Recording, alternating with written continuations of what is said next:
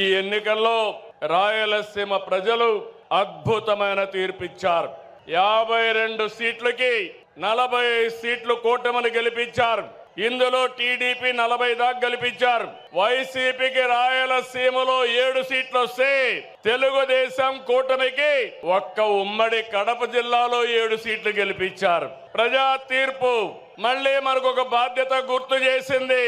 కానీ ఈ తీర్పును మనం అర్థం చేసుకున్నాం.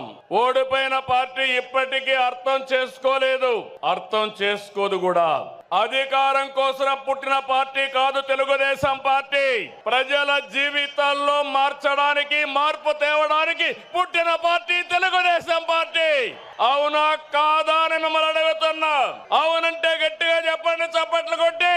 నా సుదీర్ఘమైన రాజకీయ జీవితంలో నేను చూశాను, ఎప్పుడు కూడా ప్రజలంతా కూడా అభివృద్ధిని, సంక్షేమాన్ని కోరుకుంటారు. ఇంకో పక్క పార్టీ ఎలా ఉండాలో, పాలన ఎలా ఉండాలో చెప్పడంలో తెలుగుదేశం పార్టీ ప్రస్థానం ఒక కేస్ స్టడీ. పాలకులు ఎలా ఉండకూడదు, పార్టీ ఎలా నలపకూడదు ప్రపంచంలోనే ఒక కేస్ స్టడీ వైఎస్ఆర్ పార్టీ అని చెప్పి కూడా నేను మీకు తెలియజేస్తున్నా.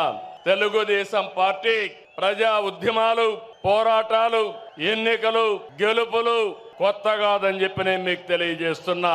గత ప్రభుత్వంలో 5 సంవత్సరాలు మనం పోరాటాలు చేశాం. హింసా రాజకీయాలు, హత్యలు, కేసులు, అవమానాలు, అవహేళనలు, బూతులు, అణిచివేత అన్ని ఎదుర్కొన్నారు మా తమ్ముళ్ళు, మా ఆడబిడ్డలు.